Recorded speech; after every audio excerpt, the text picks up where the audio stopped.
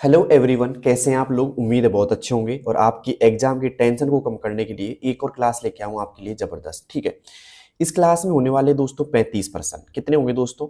35% इस क्लास में होने वाले हैं और 35 के 35 इंपॉर्टेंट है। वैसे तो आपकी बुक के पर्सन है, अगर कोई बच्चा जिसने बुक नहीं पढ़ी है तो उसके लिए बहुत इंपॉर्टेंट क्लासेज है ये। ठीक है, और कई लोग बोलते हैं इतने इजी क्वेश्चन या इतने हार्ड है। क्वेश्चन इजी हार्ड नहीं होते, बस इतना पता होना चाहिए कि जो क्वेश्चन आपको आता है वो इजी लगता है और जो क्वेश्चन आपको नहीं आता है वो हार्ड लगता है दोस्तों।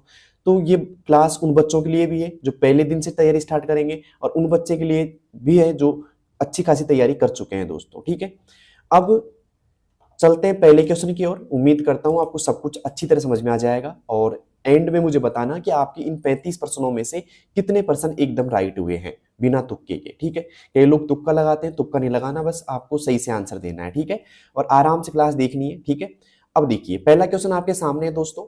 वह प्रक्रिया, क्वेश्चन हिंदी अंग्रेजी दोनों में, ऊपर हिंदी में और नीचे इंग्लिश में। ठीक है, अब मैं पढ़ देता हूं हिंदी में कि वह प्रक्रिया जिसमें कंप्यूटर सिस्टम का वह हिस्सा जो हार्डवेयर और सॉफ्टवेयर दोनों को नियंत्रित करता है तथा यूजर को इंटरफेस प्रदान करता है क्या कहलाता है। क्वेश्चन बहुत शानदार है दोस्तों। वह प्रक्रिया जिसमें कंप्यूटर सिस्टम का वह हिस्सा जो हार्डवेयर और सॉफ्टवेयर दोनों को नियंत्रित करता है तथा यूजर को इंटरफेस प्रदान करता है क्या कहलाता है दोस्तों। पहला ऑप्शन अनुप्रयोग सॉफ्टवेयर कहलाता है, अनुप्रयोग मतलब एप्लीकेशन सॉफ्टवेयर। दूसरा आउटपुट डिवाइस या फिर डेटाबेस प्रोग्राम या ऑपरेटिंग सिस्टम क्या कहलाता है दोस्तों। बताइए जल्दी से कमेंट बॉक्स के अंदर। देखते हैं किस कौन कौन इस क्वेश्चन का आंसर देते हैं। भाई ये मैं आंसर उन लोगों से पूछ रहा हूं जिनकी तैयारी अच्छी खासी है और जो लोग पहली बार तैयारी स्टार्ट कर रहे हैं आज से ही, ठीक है, तो वो लोग क्लास को अच्छे से देखें। पहले बता रहा हूं, एक नोटबुक ले ले साथ में और जो क्वेश्चन इंपॉर्टेंट लगे आपको या जो ऐसे लगे कि भाई ये तो एग्जाम में आ सकता है या फिर बार बार आप भूलना चाहते हैं वो क्वेश्चन को, तो उसको लिखो आराम से। ठीक है, तो बार बार आपको मेरी क्लास देखने की जरूरत ना पड़ेगी। ठीक है, तो क्या होगा इसका सही जवाब दोस्तों पहले प्रश्न का? तो पहले प्रश्न में आएगा दोस्तों ऑपरेटिंग सिस्टम। किस किस का सही है भाई operating system? D option operating system होगा भाई। ठीक है, ऑपरेटिंग सिस्टम वह प्रक्रिया है जिसमें कंप्यूटर सिस्टम का वह हिस्सा है जो हार्डवेयर और सॉफ्टवेयर दोनों को नियंत्रित करता है। कौन करता है दोस्तों? ऑपरेटिंग सिस्टम करता है और यूजर को इंटरफेस प्रदान करता है। ठीक है, ऑपरेटिंग सिस्टम कहलाता है। ठीक है, उम्मीद करता हूं पहला ऑप्शन मतलब पहला क्वेश्चन और उसका ऑप्शन आपको दोनों समझ में आ गए होंगे भाई। ठीक है, अब चलते हैं दोस्तों बिना किसी देरी के दूसरे प्रश्न की ओर। दूसरा प्रश्न क्या है दोस्तों, ध्यान से देखिएगा। इंग्लिश और हिंदी दोनों में प्रश्न है आपके सामने। एक्सेल में कौन सा फॉर्मूला कई मानों के आधार पर कुल जोड़ निकालने के लिए उपयोग किया जाता है? एक्सेल में कौन सा फॉर्मूला कई मानों के आधार पर कुल जोड़ निकालने के लिए उपयोग किया जाता है? बताइए दोस्तों। सम का, सम इफ का, सम इप्स का या फिर काउंट इफ का। सॉरी, चार ऑप्शन आपके सामने हैं, देखते हैं कौन सा ऑप्शन आपका राइट होता है इसमें। तो यहां पे देखिएगा सवाल है दोस्तों कई मानों के आधार पर। ठीक है, बताइए दोस्तों मल्टीपल कंडीशन। अब देखो कई मान मतलब एक तरीके से जोड़ निकालने का उपयोग होता है। अगर आपको समझ में नहीं आया तो यहाँ पे आएगा मल्टीपल कंडीशंस के आधार पर कौन सा जोड़ निकालता है। तो देखो एक आ रहा है दोस्तों सामने सम का। सम क्या करता है? सिर्फ जोड़ने का काम करता है, इसको कंडीशन वगैरह किसी से कोई मतलब नहीं होता है, सिर्फ जोड़ता है, बस संख्याओं को जोड़ता है, वैल्यूज को जोड़ता है। सम इफ कब काम करता है? जब एक कंडीशन सामने हो। क्या दोस्तों? एक कंडीशन सामने होगी ना तब ये जोड़ेगा। जब एक कंडीशन होगी है ना तो जोड़ेगा। ओके, जोड़ेगा। जब ज्यादा कंडीशन होगी तो किसका काम आएगा? जब ज्यादा कंडीशन होगी ना, ओके, तो कौन सा काम आएगा दोस्तों? सम इफ्स का काम आएगा। तो यहां पे राइट आंसर क्या होगा दोस्तों?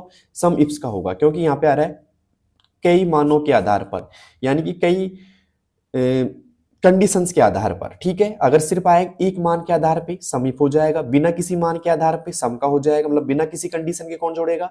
सम का। एक कंडीशन सम इफ, और जब ज्यादा कंडीशन हो तो कौन आएगा दोस्तों? सम इफ्स आएगा। ठीक है, क्या आएगा दोस्तों? सम इफ्स आएगा। क्लियर यहां तक का? बिना इफ की कोई कंडीशन नहीं, अगर एक इफ आता है तो एक कंडीशन के आधार पर, और आई एफ एस आता है किसी भी फॉर्मूले के एंड में लिखा हुआ तो मतलब ज्यादा कंडीशन होगी। ठीक है, और काउंट इफ क्या होगा? शर्तों के आधार पर, मतलब एक शर्त के आधार पर, शर्तों के आधार पर काउंट करेगा, आधार पर काउंट करता है ये। क्लियर यहां तक का? तो क्या ऑप्शन होगा दोस्तों? सी ऑप्शन होगा, सम इप्स। क्या होगा दोस्तों? सम इप्स होगा। ठीक है, अब चलते हैं दोस्तों आज के तीसरे प्रश्न की ओर। एक्सेल के फॉर्मूले में से एक सवाल जरूर बनता है दोस्तों, ध्यान रखना इस चीज का। इंटरनेट पर भेजे जाने वाले डेटा को सुरक्षित रखने के लिए जो तरीका इंक्रिप्शन व पब्लिक की पर आधारित होता है उसे क्या कहते हैं? बताइए दोस्तों। इंटरनेट पर भेजे जाने वाले डेटा को सुरक्षित रखने के लिए जो तरीका इंक्रिप्शन एवं पब्लिक पर आधारित होता है उसे क्या कहते हैं दोस्तों?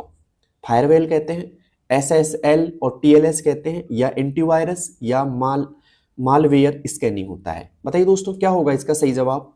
4 ऑप्शन आपके सामने है। तो दोस्तों इसका जो सही जवाब होगा वो होगा SSL और TLS पर आधारित। ठीक है, यहां पे आएगा SSL और TLS पर आधारित होता है दोस्तों। ठीक है,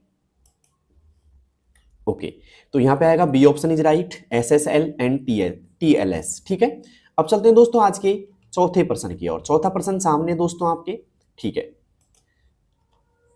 जन आधार योजना में प्रत्येक परिवार के सदस्यों का एकीकृत डेटा किस उद्देश्य में रखा जाता है? जन आधार योजना में प्रत्येक परिवार के सदस्यों का एकीकृत डेटा किस उद्देश्य से रखा जाता है? पहला, केवल वोटर लिस्ट के उद्देश्य से, सरकारी सेवाओं का लाभ एक आईडी से देना, पेंशन बंद करना, या मोबाइल सत्यापन करना? बताइए दोस्तों, जन आधार योजना में प्रत्येक परिवार के सदस्यों का एकीकृत डेटा किस उद्देश्य से रखा जाता है? बताइए दोस्तों। तो यहां पे आएगा दोस्तों सरकारी सेवाओं का लाभ एक आईडी से देना। सरकारी सेवाओं का सारा लाभ एक ही आईडी से आपको मिल जाएगा। B option is right. ठीक है, 4 प्रश्न हो चुके हैं और 4 में से आपके कितने सही हैं भाई? जल्दी से बताइएगा, सबको याद रखना कि भाई कितने परसेंट सही हो चुके हैं। ठीक है, एंड में मुझे बताना क्लास के वैसे आप। ओके, 5वां प्रश्न क्या है दोस्तों, ध्यान से देखिएगा। MS वर्ड की कौन सी सुविधा आपको एक ही दस्तावेज में स्वतः विषय सूची बनाने की अनुमति देती है? बताइए दोस्तों, MS वर्ड में कौन सी सुविधा आपको एक ही दस्तावेज में स्वतः विषय सूची बनाने की अनुमति देती है? Mail merge, bookmark, heading styles, या हाइपरलिंक? बताइए दोस्तों क्या होगा इसका सही जवाब? तो दोस्तों यहां पे आएगा हेडिंग स्टाइल्स। हेडिंग स्टाइल्स क्या करती है दोस्तों? एक विषय सूची बनाने की अनुमति देता है आपको। मेल मर्ज क्या होता है? हम एक साथ अनेक व्यक्तियों को, अनेक ही आएगा, अनेक में एक ही क्या आएगा, अनेक व्यक्तियों को, ठीक है, व्यक्तियों को लेटर सेंड कर सकते हैं। क्या कर सकते हैं दोस्तों? लेटर सेंड कर सकते हैं। ठीक है, इसमें क्या होगा, व्यक्तियों के नाम अलग अलग आ जाएंगे, एड्रेस वगैरह, और जो अंदर का मैटर है वो सब सेम आ जाएगा। ठीक है, बुकमार्क क्या होता है? एक स्पेसिफिक जगह पर जंप करने के लिए। ठीक है, ओके। और हाइपरलिंक क्या होता है दोस्तों? एक पेज का लिंक दूसरे पेज में, मतलब एक पेज में किसी और पेज का लिंक लगा सकते हैं आप। ठीक है, जिससे आसानी हो जाती है दूसरे पेज में जाने के लिए। तो हाइपरलिंक की कई बार शॉर्टकट की पूछ लेता है आपसे, तो क्या होती है दोस्तों? कंट्रोल के साथ में के होती है। हाइपरलिंक की शॉर्टकट की क्या होती है भाई? कंट्रोल के होती है। नोटिस कर लेना अच्छे से, आ सकती है एग्जाम में। या फिर आ सकता है कि हाइपरलिंक क्या कहलाता है? तो जब आप एक पेज का लिंक दूसरे पेज में लगाना चाहते हैं और उस पेज में डायरेक्टली जाना चाहते हैं लिंक से, तो हाइपरलिंक यूज करेंगे। ठीक है, ओके। अब चलते हैं दोस्तों आज के छठे प्रश्न की ओर। छठा प्रश्न है हमारा, कंप्यूटर का के कौन से भाग को ब्रेन ऑफ कंप्यूटर कहा जाता है? कंप्यूटर के कौन से भाग को ब्रेन ऑफ कंप्यूटर कहा जाता है? रैम को, कंट्रोल यूनिट को, सीपीयू को, या रोम को? बताइए दोस्तों किसे कहा जाता है ब्रेन ऑफ कंप्यूटर? सीपीयू से एक सवाल जरूर बन सकता है आपके। ठीक है, तो यहां पे दोस्तों जो ब्रेन ऑफ कंप्यूटर होता है वो होता है दोस्तों सीपीयू। क्या होता है दोस्तों? सीपीयू होता है। पूरा नाम होता है इसका सेंट्रल प्रोसेसिंग यूनिट। ओके, याद रखना दोस्तों, सेंट्रल प्रोसेसिंग यूनिट। रोम का क्या होगा दोस्तों? रीड ओनली मेमोरी होगा। ये तो आपको आता होगा, लेकिन जो बच्चे नए हैं उनको याद रखना होगा रीड ओनली मेमोरी। ठीक है, याद रखना क्योंकि एक सवाल बनता है यहां से भी। और यहां पे रैम का क्या होता है भाई? Random access memory. क्लियर यहां तक का? जो बोल रहा हूं उस पर ध्यान देना। कई बार हो सकता है राइटिंग आपको समझ में नहीं आए, लेकिन मैं जल्दी के चक्कर में थोड़ा सा जल्दबाजी कर देता हूं, कोई बात नहीं है। आपको आराम से जो बोल रहा हूं उसको नोटिस करना है, उसको लिखना है। ठीक है, तो मैंने यहाँ पे रैम, सीपीयू और रोम की फुल फॉर्म बता दी आपको। तो तीनों फुल फॉर्म आपको याद हो जानी चाहिए दोस्तों। आगे अगर मैं क्लास में पूछूं आपसे इन तीनों फुल फॉर्म्स को, तो आप बता दीजिएगा। ठीक है, तो कंप्यूटर का कौन सा भाग ब्रेन ऑफ कंप्यूटर कहलाता है दोस्तों? सीपीयू कहलाता है। क्लियर यहां तक का? ओके। और थोड़ा मोटा मोटा आप याद कर लो, जो सीपीयू होता है ना भाई, सीपीयू होता है आपका, सीपीयू को मुख्यतः 3 भागों में बांटते हैं। एक होता है एएलयू, एक होता है सीयू, और एक होता है दोस्तों एमयू। ठीक है, मैं बता देता हूं इसके फुल फॉर्म क्या है। अरिथमेटिक लॉजिक यूनिट होता है, CU की होती है कंट्रोल यूनिट, जो यहाँ पे लिखी हुई है, ये CU की फुल फॉर्म है। और MU की होती है मेमोरी यूनिट। जो ALU होता है दोस्तों, वो करता है गणितीय और तार्किक कार्य। क्या करता है दोस्तों? ALU क्या करता है? गणितीय और तार्किक कार्य करता है। CU क्या करता है दोस्तों? कंट्रोल यूनिट, मतलब निर्देशों को कंट्रोल करता है। ठीक है, तो ये बात आपको याद होनी चाहिए, क्योंकि ALU से भी कभी कभी सवाल बन जाता है, CU से बन जाता है। जो मैंने बोला है उसको लिख लीजिए आप। ठीक है, अब चलते हैं दोस्तों आज के 7वें प्रश्न की ओर। 7वां है दोस्तों, URL का पूरा नाम क्या है? URL का पूरा नाम क्या है? Uniform resource locator, universal record link, या यूजर रिसोर्स लिंक, या यूनिफॉर्म रेस्पॉन्स लोकेशन। बताइए दोस्तों क्या होगा यहाँ पे URL का पूरा नाम? तो दोस्तों URL का पूरा नाम होता है, आपको भी आता होगा, अगर आपने पिछली क्लास ली हो मेरी तो आपको अच्छी तरह ये पता होगा दोस्तों, क्योंकि मैं हर एक क्लास में 1-2 क्वेश्चन ऐसे रखता हूँ जो रिपीटेड होते हैं। ठीक है, तो बताइए URL का पूरा नाम क्या है? कई बार एग्जाम में पूछ लिया गया है, SAT के एग्जाम में। ठीक है, एक फेवरेट क्वेश्चन मानो आप URL को भी। तो URL का पूरा नाम होता है दोस्तों यूनिफॉर्म रिसोर्स लोकेटर। क्या होता है दोस्तों? Uniform resource locator. क्लियर है तक का? A option is right. Okay, uniform resource locator. अब ये दिखता कैसे URL बता देता हूं मैं आपको, आपने देखा होगा, जैसे मैं कर देता हूं www.google.com। google.com ये क्या है दोस्तों? आपका एक URL ही है। क्या है दोस्तों? ये URL ही है। ठीक है, ओके। और वैसे बता देता हूं मैं आपको, कई बार पूछा जाता है कि वेबसाइट का पता क्या कहलाता है? URL कहलाता है। वेबसाइट का पता, वेबसाइट का पता URL कहलाता है। क्लियर है तक का? अब चलते हैं दोस्तों आज के 8वें प्रश्न की ओर। 8वां प्रश्न है, राजस्थान में ई गवर्नेंस के तहत नागरिकों को ऑनलाइन बिजली बिल, पानी बिल, प्रमाण पत्र आदि किस पोर्टल से मिलते हैं? राजस्थान में ई गवर्नेंस के तहत नागरिकों को ऑनलाइन बिजली बिल, पानी बिल और प्रमाण पत्र आदि किस पोर्टल से मिलते हैं? गूगल पे से मिलते हैं, इमित्रा से मिलते हैं, IRCTC से मिलते हैं, या डिजी लॉकर से मिलते हैं? बताइए दोस्तों किससे मिलते हैं? तो दोस्तों बात करें गूगल पे की, तो गूगल पे से क्या होता है? पेमेंट कर सकते हैं हम, डिजिटल पेमेंट कर सकते हैं या पेमेंट कर सकते हैं, जो भी है ऑनलाइन पेमेंट कर सकते हैं। ठीक है, इमित्रा से क्या कर सकते हैं दोस्तों? इमित्रा से आप ऑनलाइन बिजली बिल, ठीक है, पानी बिल, प्रमाण पत्र आदि क्या कर सकते हैं दोस्तों, एक तरीके से इस पोर्टल पे आपको मिलते हैं। तो यहाँ पे ऑप्शन क्या हो जाएगा दोस्तों आपके लिए? बी ऑप्शन इज राइट हो जाएगा। इमित्रा से हम क्या कर सकते हैं? ऑनलाइन बिजली बिल, पानी बिल और प्रमाण पत्र आदि पोर्टल पे मिलते हैं। अब यहाँ पे IRCTC क्या होता है दोस्तों? टिकट बुक होते हैं। क्या होते हैं दोस्तों? टिकट बुक होते हैं, टिकट बुक किए जाते हैं इससे। ठीक है, और डिजी लॉकर से क्या होता है? डिजी लॉकर को हम बोल सकते हैं दस्तावेज प्रबंधक, दस्तावेज प्रबंधक बोलते हैं, डिजिटल दस्तावेज प्रबंधक। सॉरी, यहाँ पे डिजिटल और लगा लो साथ साथ में, प्रबंधन या प्रबंधक जो भी आप बोलो, यहाँ पे आएगा डिजिटल, डिजिटल। ओके, डिजिटल दस्तावेज प्रबंधक।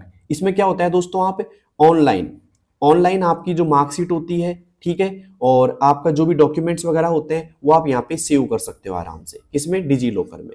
ठीक है, तो सवाल आएगा डिजिटल दस्तावेज प्रबंधक किसे कहते हैं दोस्तों? डिजी लॉकर को कहते हैं। यहाँ पे क्या करते हैं? यूजर का क्या होता है दोस्तों? हम दस्तावेज वगैरह जैसे मार्कशीट वगैरह आप यहाँ पे देख सकते हैं आराम से। ठीक है, तो उम्मीद करता हूं समझ में आ गया होगा और 4 ऑप्शनों से क्वेश्चन बन सकता है आपका। अब चलते हैं दोस्तों आज के 9वें प्रश्न की ओर। 9वां प्रश्न है हमारा, एक्सेल में कौन सा फॉर्मूला या फंक्शन किसी कॉलम में उपलब्ध संख्याओं की संख्या गिनता है? Very good. बताइए दोस्तों कौन सा ऐसा फॉर्मूला है जो किसी कॉलम में उपलब्ध संख्याओं की संख्या गिनता है? काउंट ए का, काउंट का, काउंट इफ का, या डी काउंट का? बताइए दोस्तों किसका एक तरीके से गिनेगा? बताइए जल्दी से मुझे, 9वें में क्या होगा भाई सही जवाब? तो यहां पे क्या बोल रहा है दोस्तों? Numeric values. कौन सी वैल्यूज दोस्तों? Numeric values. कई बार यहाँ पे अगर आपको हिंदी में समझ में नहीं आया क्वेश्चन तो इंग्लिश में देख लेना चाहिए। क्या बोल रहा है? न्यूमेरिक वैल्यूज कौन सा फॉर्मूला गिनता है? तो न्यूमेरिक एक ही फॉर्मूला गिनता है दोस्तों, कौन सा? काउंट का। क्लियर है तक का? तो यहाँ पे आएगा काउंट का। अब बोलेंगे काउंट ए क्या काम करता है? ये भी तो गिनने का ही करता है, लेकिन ये क्या करता है दोस्तों? ये न्यूमेरिक भी गिनता है। ओके, साथ साथ में क्या करता है? ये टेक्स्ट भी गिनता है और ये सिंबल भी गिनता है, मतलब सभी चीजों को ये गिन लेता है। तो ये सिर्फ एक के लिए लागू नहीं होता है, सभी के लिए लागू होता है। इसका मतलब होता है भरी हुई सेल गिनता है, भरी हुई मतलब कुछ भी लिख दो उसको गिन लेगा ये। ठीक है, लेकिन काउंट का क्या करता है? सिर्फ और सिर्फ क्या करता है? ये नंबर गिनता है। सिर्फ क्या करेगा? ये सिर्फ संख्याओं को गिनेगा, जिसमें 1 2 3 4 5 जो भी है ना वो। काउंट इफ क्या करता है दोस्तों? शर्त के आधार पर गिनता है। किसके आधार पर? शर्त के आधार पर गिनेगा। ये सवाल आ जाए शर्त के आधार पर कौन सा फॉर्मूला गिनेगा, तो शर्त के आधार पर गिनता है। ये डिकाउंट क्या करता है? एक डिफाइंड वैल्यू, ठीक है, मतलब कोई वैल्यू अगर आप डिफाइन करते हो उस वैल्यू को काउंट करता है। क्लियर है तक का? तो उम्मीद करता हूं समझ में आ गया होगा कि एक्सेल का कौन सा फॉर्मूला यहाँ पे लिखा सकता है दोस्तों, फंक्शन भी क्या सकता है, फंक्शन भी लिखा सकता है फॉर्मूला की जगह। तो आपको थोड़ा ध्यान देना है, ठीक है। अब चलते हैं दोस्तों आज के 10वें प्रश्न की ओर। 10वां प्रश्न है हमारा, ऑनलाइन बैंकिंग में दो स्तरीय सत्यापन, टू फैक्टर ऑथेंटिकेशन का अर्थ क्या है? टू स्तरीय सत्यापन का अर्थ क्या है बताइए दोस्तों। देखिए दोस्तों, मैं एग्जांपल देता हूं आपको इजी वे में। जैसे मान लो आप एक अपनी ईमेल आईडी है, क्या है दोस्तों, ईमेल आईडी है, सपोज कीजिए ईमेल आईडी है आपकी, और ईमेल आईडी में एक तो होता है पासवर्ड आपका, क्या होता है दोस्तों, पासवर्ड होता है। तो अगर आपका सिर्फ एक पासवर्ड होगा ना, तो मान लीजिए किसी को आपकी ईमेल आईडी का पता लग गया और पासवर्ड का पता लग गया, तो वो ओपन कर सकता है। क्या कर सकता है दोस्तों? वो डायरेक्टली ओपन कर सकता है, आपसे कोई मतलब अनुमति नहीं लेगा वो। अगर किसी को अगर आपके पास में सिंगल फैक्टर एक तरीके से सत्यापन है आपका, मतलब सिर्फ पासवर्ड और ईमेल आईडी आपके पास में है, तो वो ओपन कर लेगा। लेकिन अगर आपने उसको 2FA कर दिया, क्या कर दिया दोस्तों, 2FA कर दिया, 2FA मतलब टू स्तरीय सत्यापन कर दिया उसका, तो फिर क्या होगा, किसी को ईमेल आईडी पता है कोई बात नहीं, पासवर्ड पता है कोई बात नहीं, पासवर्ड के साथ साथ में उस बंदे को अगर आपकी ईमेल आईडी खोलनी होगी ना, तो उसको OTP की जरूरत पड़ेगी। क्या दोस्तों? OTP की भी जरूरत पड़ेगी उसको, मतलब 2 स्तरों की जरूरत पड़ेगी उसको ईमेल आईडी खोलने के लिए, ठीक है। तो यहाँ पे आएगा दोस्तों, दो बार लॉगिन करना बिल्कुल गलत है, इंटरनेट बंद करना ये भी नहीं होगा, बैलेंस चेक करना नहीं होगा, पासवर्ड भी होगा, साथ में OTP का उपयोग किया जाएगा, ठीक है। तो D option is right. Okay, उम्मीद करता हूं आप समझ गए होंगे इस चीज को। ओके, अब चलते हैं दोस्तों आज के 11वें प्रश्न की ओर। 11वां प्रश्न क्या पूछ रहा है आपसे, मतदाता पोर्टल, वोटर पोर्टल में नया वोटर आईडी बनवाने की सेवा किस सुविधा से होती है? बहुत इंपॉर्टेंट प्रश्न है और अब की बार देखने को मिल सकता है ऐसा प्रश्न, आपको इंपॉर्टेंट लगा लीजिएगा इसको, अब की बार देखने को मिल सकता है आपको, ठीक है। मतदाता पोर्टल यानी कि वोटर पोर्टल में नया वोटर आईडी बनवाने की सेवा किस सुविधा से होती है? फॉर्म 6 से, फॉर्म 8 से, फॉर्म 2 से या फॉर्म 3 से? बताइए दोस्तों क्या होगा 11वें का सही जवाब सॉरी, तो 11वें का जो सही जवाब होगा दोस्तों वो होगा यहाँ पे फॉर्म 6 से। किससे दोस्तों? फॉर्म 6 आपको भरना पड़ेगा, ठीक है। अब मुझे बताइए 11 में से आपके कितने सवाल सही हो चुके हैं एकदम, ठीक है। किसके 11 में से 11 सही है भाई, जल्दी से मुझे बताइए कमेंट बॉक्स के अंदर। और क्लास कैसी लग रही है? अगर अच्छी लग रही है, समझ में आ रही है आपको, तो अपने दोस्तों के पास भी इस क्लास को शेयर करो, और साथ में हाँ सब्सक्राइब जरूर कर लेना, क्योंकि सारे अपडेट आपको तभी मिल पाएंगे क्लास के जब चैनल सब्सक्राइब होगा, ठीक है।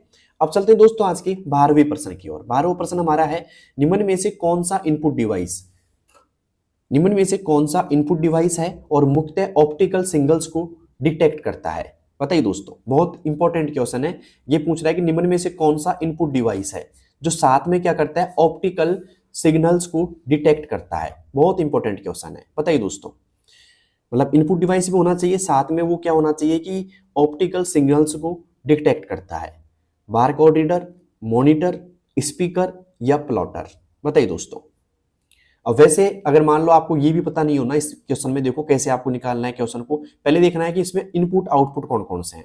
देखिए प्लॉटर की बात करें तो आउटपुट होता है, और प्लॉटर क्या काम करता है भाई, प्लॉटर करता है जैसे कि बैनर बड़े बड़े जो बैनर होते हैं ना, बैनर हो गए है ना, एक तरीके से डिजाइनिंग हो गई, वो बनाने के काम आता है एक तरीके से बड़े बड़े लेवल पे। स्पीकर क्या होता है भाई, आप गाने वगैरह सुनते हो, लेकिन ये क्या होता है, आउटपुट ही होता है। क्या होता है, ये भी आउटपुट होता है।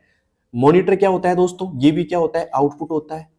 आपने कंप्यूटर में देखा होगा एक एलईडी स्क्रीन, उसे मॉनिटर बोलते हैं। बारकोड रीडर, बारकोड रीडर को हम बीसीआर भी बोल सकते हैं वैसे, B for bar, C for code और आर फॉर रीडर। तो ये बीसीआर होता है, ये क्या होता है दोस्तों, आपका इनपुट होता है।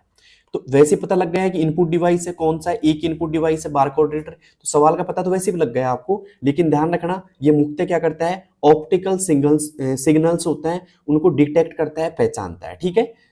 उम्मीद करता हूं समझ में आ गया होगा। क्लियर है तक का? ओके, तो यहाँ पे आएगा ए ऑप्शन, बारकोड रीडर।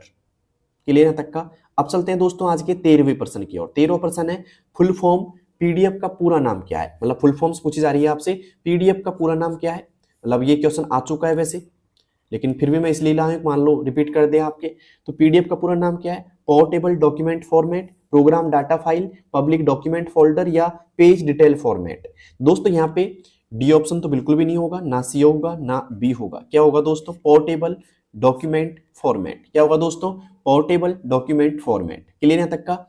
तो उम्मीद करता हूं आपके 13% एकदम सही हो चुके होंगे। अब चलते हैं दोस्तों अगले प्रश्न की ओर। अगला प्रश्न है हमारा, ध्यान से देखिएगा। क्वेश्चन पूछ रहा है आपसे कि मोबाइल ऐप्स में लोकेशन बेस्ड सर्विस मुख्यतः किस तकनीक पे से काम करती है? मोबाइल ऐप्स में लोकेशन बेस्ड सर्विस मुख्यतः किस तकनीक से काम करती है? बताइए दोस्तों, एनएफसी, जीपीएस, ब्लूटूथ या ओसीआर? बताइए दोस्तों क्या होगा इसका सही जवाब? तो जो मोबाइल ऐप्स में लोकेशन बेस्ड सर्विस होती है वो किस तकनीक से काम करती है? देखते हैं किस किस का सही होगा भाई सवाल ये। तो वो करती है दोस्तों, बता देता हूं मैं आपको, जीपीएस तकनीक पे। किस पे दोस्तों?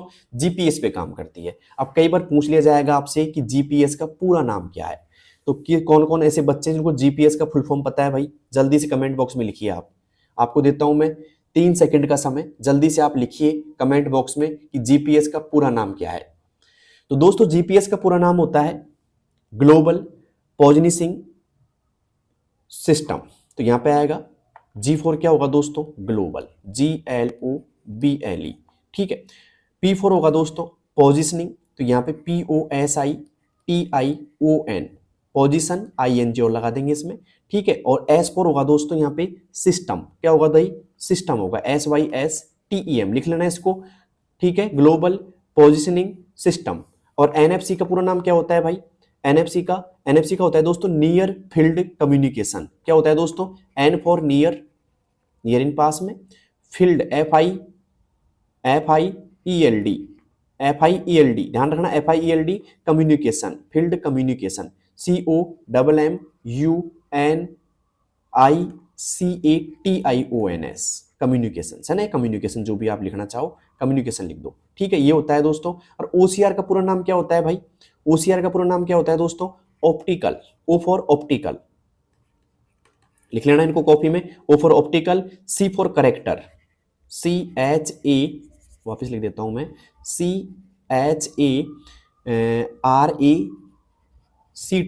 Character recognition. तो यहां पे आएगा RECOGNI, एक मिनट, NITION। ठीक है, तो ये भी आप ओसीआर का पता लग गया दोस्तों आपको। ठीक है, तो उम्मीद करता हूं ये क्वेश्चन आपको समझ में आ गया होगा। साथ में जो फुल फॉर्म्स में लिखी हैं उनको एक बार रीड जरूर कर लेना, क्योंकि इन फुल फॉर्म से एक क्वेश्चन जरूर बन सकता है। ठीक है, आपकी जो एग्जाम होगी ना उसमें 1 से 2% ऐसे आएंगे जो फुल फॉर्म से होंगे, और 1 से 2% ऐसे आएंगे जिनमें शॉर्टकट पूछी जाएगी आपसे।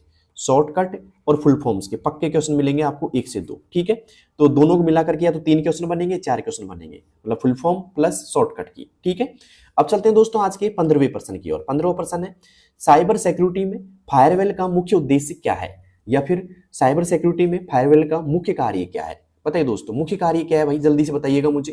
पहला ऑप्शन वायरस हटाना, स्पीड बढ़ाना, हार्ड डिस्क रिपेयर या नेटवर्क ट्रैफिक फिल्टर करना। बताइए दोस्तों क्या होगा यहाँ पे साइबर सिक्योरिटी में फायरवॉल का मुख्य कार्य? वायरस हटाना, स्पीड बढ़ाना, हार्ड डिस्क रिपेयर या नेटवर्क ट्रैफिक फिल्टर करना। क्या होगा इसका सही जवाब? तो दोस्तों यहां पे आएगा D option, network traffic filter करना। क्या होगा दोस्तों? नेटवर्क ट्रैफिक फिल्टर करना। D option is right. तो उम्मीद करता हूं 15% आपको समझ में आ गए होंगे भाई। किस किस को 15 एकदम समझ में आ गए और किस किस के 15 में से 15 एकदम सही है। ठीक है, मैं ये मानूंगा कि इस क्लास के अंदर जिनके 15 में से 10% एकदम सही है ना, उनकी तैयारी बहुत बेटर है। ठीक है, और जिनके 10 से कम सही है उनकी तैयारी हल्की सी कम है, तो उसको ठीक कीजिए आप। ठीक है, मतलब आप प्लेलिस्ट देखो, कमेंट बॉक्स में आपको प्लेलिस्ट मिल जाएगी। साथ में मैराथन क्लास जो बना रखी है ना मैंने भाई, मैराथन सारी देख लेना चैनल में ढूंढ के।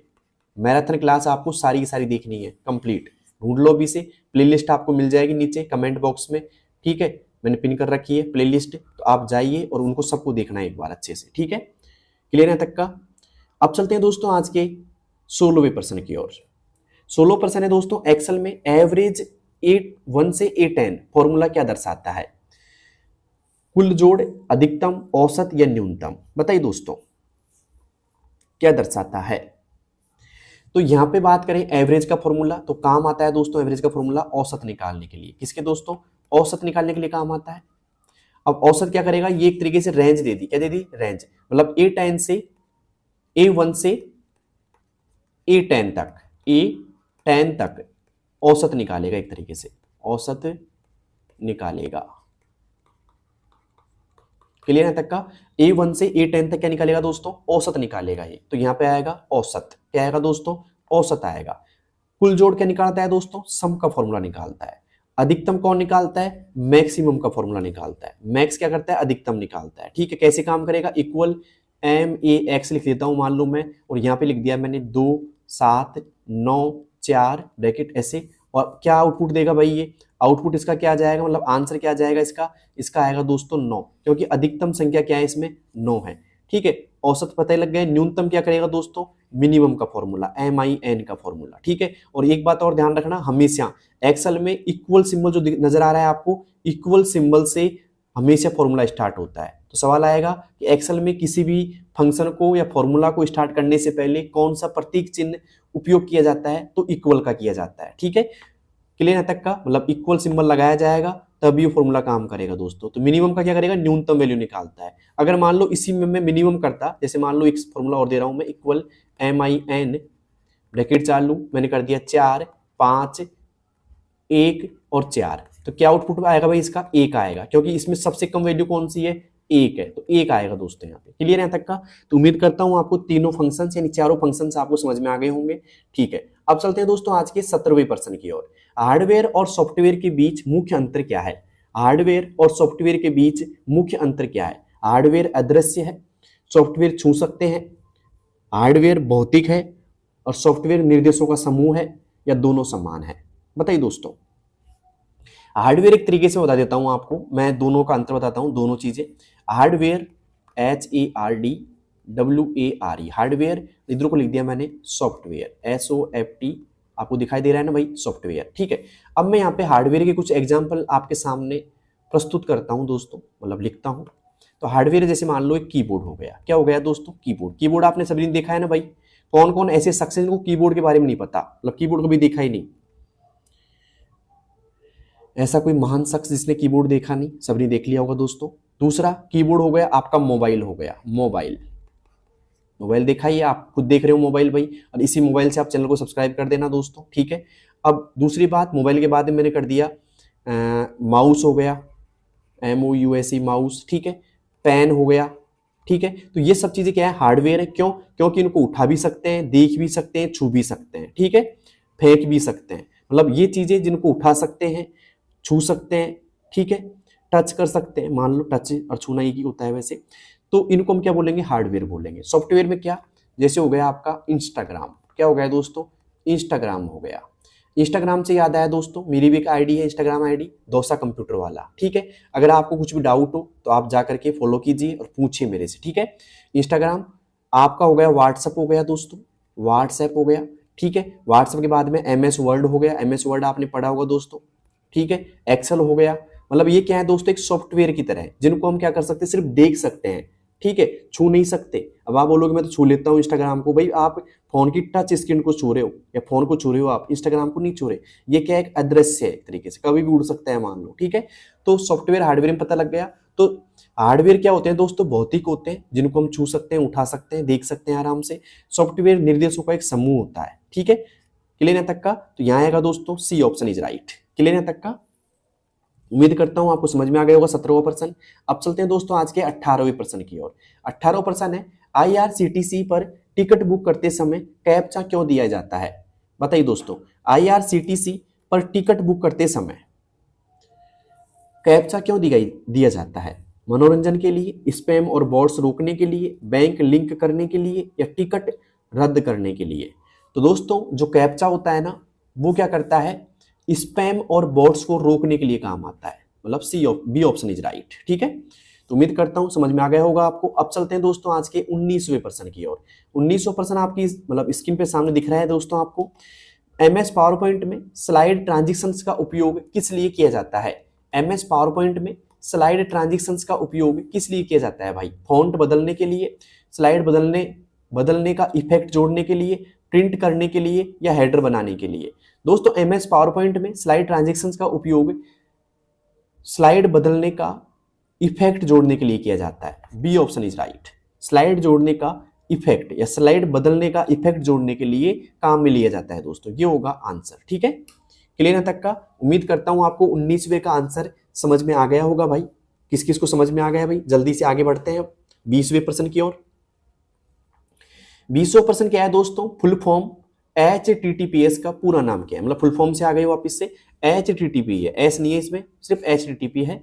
तो यहाँ पे आ रहा है hypertext transfer protocol, high transfer text program, host type transfer protocol या हाइपर लिंक टोटल प्रोसेस। दोस्तों HTTP का पूरा नाम क्या है? जल्दी से आप कमेंट बॉक्स में बताना। 20वें का क्या होगा सही जवाब? जल्दी से बताइए मुझे, क्या होगा HTTP का फुल फॉर्म या पूरा नाम क्या होगा? जल्दी से बताइएगा मुझे। देखते हैं कौन कौन लोग सही आंसर दे पाते हैं भाई इसका, जल्दी से बताइएगा। आगे बढ़ेंगे फिर। 35 प्रश्नों की क्लास थी, 20 प्रश्न पूरे हो चुके हैं दोस्तों, पूरे हो जाएंगे मैं इसका आंसर बताते ही, लेकिन मुझे चाहिए मतलब 20 में से 20 पूरे सही है आपके। ठीक है, देखते हैं कौन कौन लोग इसके पूरे में से पूरे सही कर पाते हैं आज की क्लास में। ठीक है दोस्तों, तो दोस्तों इसका जो सही जवाब होने वाला है, उम्मीद करता हूं आप सभी ने सही जवाब दे दिया होगा इसका, हाइपर टेक्स्ट ट्रांसफर प्रोटोकॉल। क्या होगा दोस्तों? Hyper text transfer protocol. A option is right. क्या होगा दोस्तों? ए ऑप्शन होगा।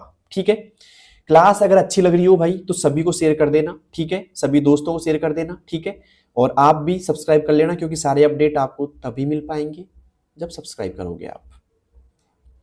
लाइक भी कर देना। ठीक है, और क्लास कैसी लग रही है कमेंट बॉक्स में जरूर बताना मुझे। सामने आ गया है दोस्तों आपके 21वां प्रश्न। एक्सेल में इफ फंक्शन का मुख्य उपयोग क्या है? एक्सेल में इफ फंक्शन का मुख्य उपयोग क्या है भाई? बताइए दोस्तों। सॉर्टिंग के लिए, लॉजिक टेस्ट करने के लिए, फॉर्मेटिंग के लिए या ग्राफ बनाने के लिए? बताइए दोस्तों, एक्सेल में इफ फंक्शन का मुख्य उपयोग क्या है? तो दोस्तों जो इफ है दोस्तों, इफ फंक्शन का मुख्य उपयोग है वो है दोस्तों लॉजिकल टेस्ट करने के लिए। क्या होगा दोस्तों? लॉजिकल टेस्ट करने के लिए। 21वें में आएगा दोस्तों बी ऑप्शन, लॉजिकल टेस्ट करने के लिए। क्लियर है तक का? अब चलते हैं दोस्तों आज के 22वें प्रश्न की ओर। 22वां प्रश्न है, कौन सी मेमोरी नॉन वोलेटाइल होती है? कौन सी मेमोरी नॉन वोलेटाइल होती है? बताइए दोस्तों। रैम होती है, कैश होती है, रोम होती है या रजिस्टर होती है? बताइए दोस्तों। अब यहाँ पे नॉन वोलेटाइल की जगह हो सकता था आपको दे दिया जाता स्थिर कौन सी मेमोरी है। कौन सी दोस्तों? स्थिर मेमोरी कौन सी होती है, ये भी लिखा आ सकता था यहाँ पे। तो बताइए कौन सी होती है स्थिर? तो वो होती है दोस्तों रोम मेमोरी। ठीक है, रोम का पूरा नाम मैंने बता दिया था पहले भी, लेकिन वैसे देता हूँ, रीड ओनली मेमोरी। ठीक है, और ये मेमोरी दोस्तों स्थिर होती है। कौन सी होती है दोस्तों? स्थिर मेमोरी होती है। जबकि रैम क्या होती है दोस्तों? रैंडम एक्सेस मेमोरी होती है, और ये अस्थिर होती है। क्या होती है दोस्तों? अस्थिर होती है। ये भी दोस्तों कैश मेमोरी सबसे तेज मेमोरी होती है, बट ये भी क्या होती है? अस्थिर मेमोरी होती है। ठीक है, कुछ समय के लिए डाटा स्टोर करती है। और रजिस्टर भी क्या होती है दोस्तों? अस्थिर मेमोरी होती है। ठीक है, क्लियर है तक का? अब चलते हैं दोस्तों आज के 23वें प्रश्न की ओर। 23वां प्रश्न है हमारा, डिजी लॉकर का मुख्य उद्देश्य क्या है? मैंने भी बताया था आपको कि डिजी लॉकर को दस्तावेज डिजिटल, लिख लो इस चीज को, डिजिटल दस्तावेज प्रबंधक कहते हैं इसको। क्या कहते हैं दोस्तों? डिजिटल दस्तावेज प्रबंधक कहते हैं। तो इसका मुख्य उद्देश्य क्या आता है? गेम खेलना? नहीं। पैसे जमा करना, दस्तावेजों का सुरक्षित डिजिटल संग्रह। ठीक है, सी ऑप्शन इज राइट। ठीक है, तो उम्मीद करता हूं आपको समझ में आ गया होगा। अब चलते हैं दोस्तों आज के 24वें प्रश्न की ओर। फुल फॉर्म का आया है, सीपीयू का पूरा नाम क्या है भाई? जल्दी से बताइए। मैंने बता चुका हूं इस क्लास के अंदर आपको। सीपीयू का अगर ध्यान से देखा हो आपने क्लास को, तो सीपीयू का फुल फॉर्म मैंने बता चुका हूं इस क्लास में। Central processing unit, core program utility, central program unit या कंप्यूटर प्रोसेसिंग यूटिलिटी? बताइए दोस्तों फुल फॉर्म क्या होगा सीपीयू का? दोस्तों सीपीयू का फुल फॉर्म होगा सेंट्रल प्रोसेसिंग यूनिट। क्या होगा दोस्तों? सेंट्रल प्रोसेसिंग यूनिट होगा, और इसको हम बोलते हैं माइंड ऑफ कंप्यूटर। क्या बोलते हैं दोस्तों? माइंड ऑफ कंप्यूटर बोलते हैं इसको, कंप्यूटर का दिमाग कहते हैं इसको। ठीक है, तो ए ऑप्शन इज राइट। अब चलते हैं दोस्तों आज के 25वें सवाल की ओर। 25वां सवाल है, इंटरनेट की वह तकनीक, ध्यान से पढ़िएगा सवाल, आपको बहुत मजा आएगा इसमें। इंटरनेट की वह तकनीक जो वेबसाइटों को तेजी से लोड करने के लिए अस्थायी डेटा संभालती है? बताइए दोस्तों, इंटरनेट की वह तकनीक जो वेबसाइटों को तेजी से लोड करने के लिए अस्थायी डेटा संभालती है? कैश मेमोरी, रोम, बायोस या एसएसडी? क्या होगा दोस्तों सही जवाब इसका? तो इसका जो सही जवाब होगा दोस्तों वो होगा कैश मेमोरी। कैश मेमोरी क्या करती है दोस्तों? वेबसाइटों को तेजी से लोड करने का अस्थायी डेटा संभालती है, ठीक है, मतलब तेजी से डेटा एक्सेस करती है कैश मेमोरी, ठीक है। रोम का पूरा नाम मैंने बता ही दिया दोस्तों। बायोस का पूरा नाम क्या होता है दोस्तों? बेसिक इनपुट आउटपुट, ठीक है, सिस्टम, SYSTEM। ध्यान रखना फुल फॉर्म इसलिए बता रहा हूं क्योंकि एक दो फुल फॉर्म पूछी जाएंगी आपसे। SSD का पूरा नाम क्या होता है दोस्तों? Solid state drive. क्लियर है तक का? सॉलिड स्टेट ड्राइव क्या होगा दोस्तों? SSD का फुल फॉर्म होगा। क्लियर है तक का?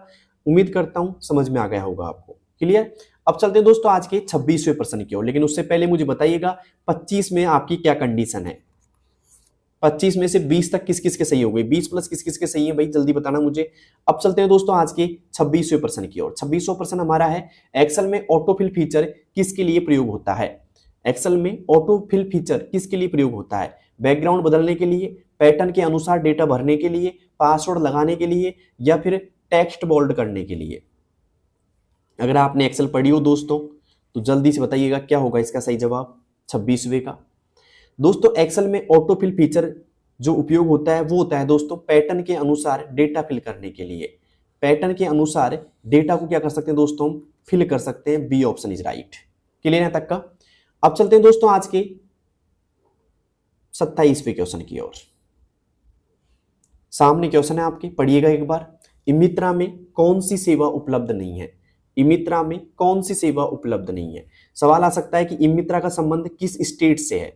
तो कौन सा स्टेट रखता है इससे संबंध दोस्तों? वो रखता है दोस्तों राजस्थान। कौन रखता है दोस्तों? राजस्थान रखता है, ठीक है। तो इमित्रा का जो संबंध है वो है दोस्तों राजस्थान, ठीक है। तो बिजली का बिल कौन सी उपलब्ध नहीं है? Jan Aadhaar update, railway ticket, live status या जन्म प्रमाण पत्र? जल्दी से बताइएगा दोस्तों, इमित्रा में कौन सी सेवा उपलब्ध नहीं है? बताइए दोस्तों। बहुत इंपॉर्टेंट क्वेश्चन लग रहा है मुझे, अब की बार देखने को मिल सकता है आपको। देखिए दोस्तों, बिजली बिल जमा होते हैं आराम से, कोई दिक्कत नहीं है। जन आधार का अपडेट भी आपको मिल जाता है यहाँ से, जन्म प्रमाण पत्र का अपडेट भी आपको मिल जाता है यहाँ से, लेकिन रेलवे टिकट, लाइव स्टेटस आप नहीं देख पाओगे यहाँ पे, ठीक है। तो यहाँ पे आएगा दोस्तों ये उपलब्ध नहीं है, क्योंकि यहाँ पे नहीं है कोई इंपॉर्टेंट माना है मैंने, तो नहीं है मतलब रेलवे टिकट लाइव स्टेटस नहीं है दोस्तों। क्लियर है तक का? अब चलते हैं दोस्तों आज के 28वें प्रश्न की ओर। 28वां प्रश्न सामने दोस्तों, मोबाइल हॉटस्पॉट किस कंसेप्ट पर काम करता है? मोबाइल हॉटस्पॉट किस कंसेप्ट पर काम करता है? वैन पर, लैन पर, या वाईफाई शेयरिंग पर, या फिर एक तरीके से NFC पर? बताइए दोस्तों किस पर काम करता है? जल्दी से बताइएगा। अगर आपको आता है तो आप जवाब दे सकते हैं मुझे इसका। तो देखिए दोस्तों, जो आपका मोबाइल हॉटस्पॉट होता है वो काम करेगा दोस्तों वाईफाई शेयरिंग पर, ठीक है। वाईफाई शेयरिंग से आप हॉटस्पॉट ऑन कर सकते हैं। आप बोलते हो ना हॉटस्पॉट ऑन कर दिया, वाईफाई कनेक्ट करेंगे, ऐसे कुछ है ना। तो वाईफाई और हॉटस्पॉट आपस में कंसेप्ट काम करते हैं। लेकिन एक बात मैं पूछना चाहूँगा, देखो वैन का फुल फॉर्म क्या है? वाइड एरिया नेटवर्क, ठीक है। लैन का क्या है दोस्तों? Local area network.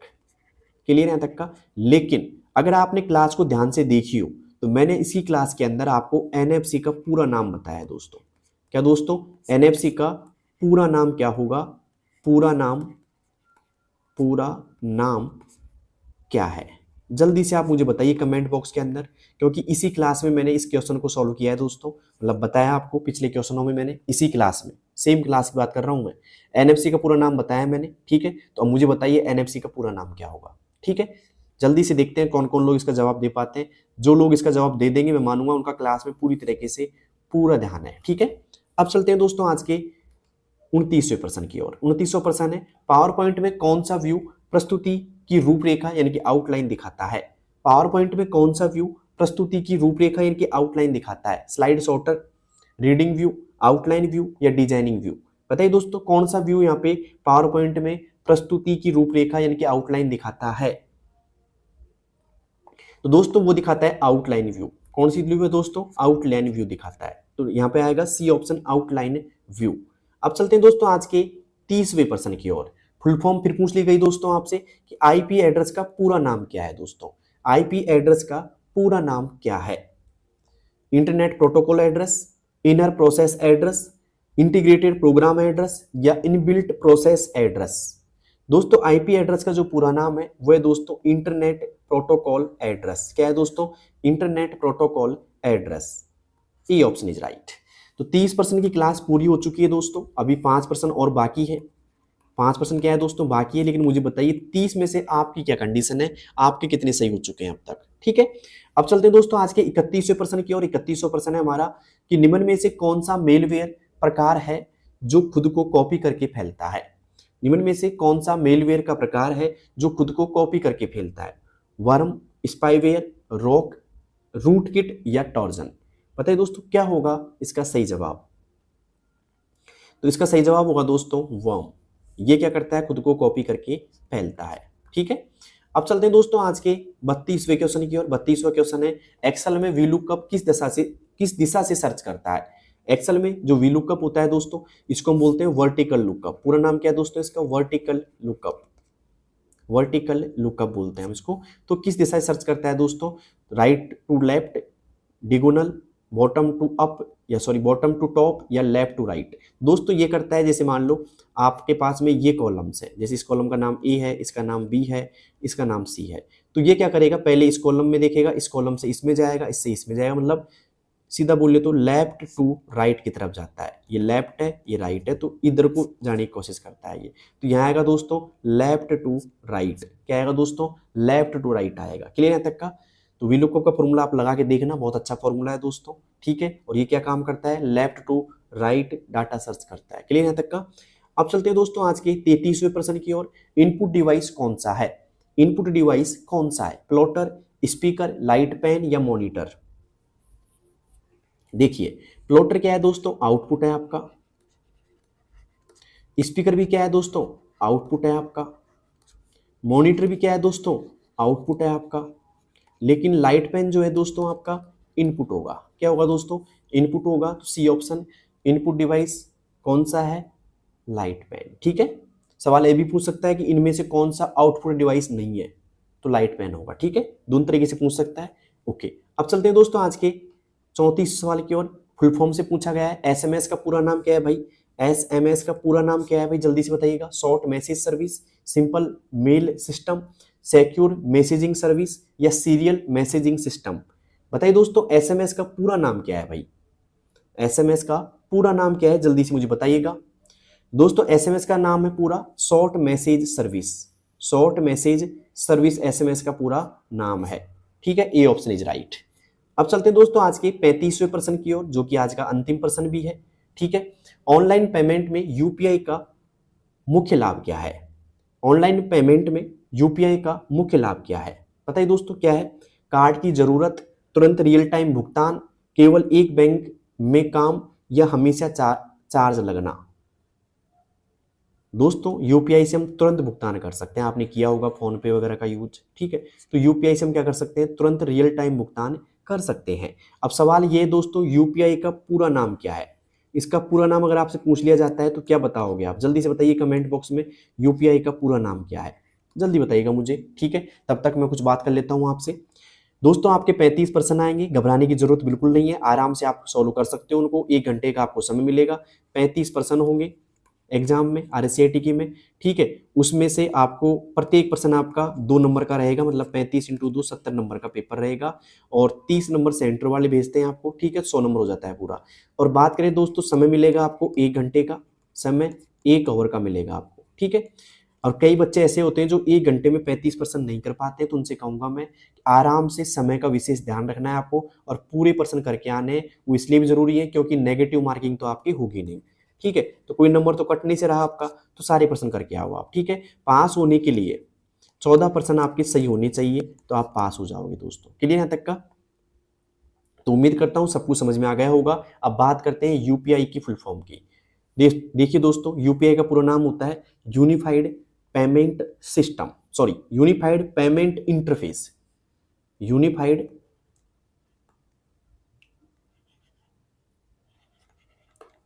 P for payment और I फॉर इंटरफेस। क्या होगा दोस्तों? इंटरफेस होगा, इंटरफेस। क्लियर यहाँ तक का? यूनिफाइड पेमेंट इंटरफेस कई बार एग्जाम में पूछ लिया गया है इसकी फुल फॉर्म भी, ठीक है। तो ध्यान रखना, एक तो यूआरएल हो गया और एक हो गया दोस्तों यूपीआई, ठीक है। ये दोनों ज्यादातर पूछ ली जाती है, ठीक है। तो पिछले एग्जामों में आई हुई फुल फॉर्म से ये, तो अब की बार भी इंपॉर्टेंट हो सकती है, ठीक है। और नहीं होगी तो ऐसे पूछ लीजिएगा यूपीआई का मुख्य लाभ क्या है, तुरंत रियल टाइम भुगतान कर सकते हैं हम, ठीक है। तो ये थे दोस्तों आपके 35%। कैसे लगे आपको? अच्छे लगे तो कमेंट बॉक्स में जरूर बताना मुझे, और साथ में इस क्लास को शेयर कर दो उन बच्चों के साथ में जिनकी एग्जाम है RSCIT की या फिर कोई भी कंप्यूटर एग्जाम है, ठीक है। क्योंकि कंप्यूटर एग्जाम में सारे क्वेश्चंस यही होते हैं सही, तो इंपॉर्टेंट है सभी एग्जामों के लिए, ठीक है।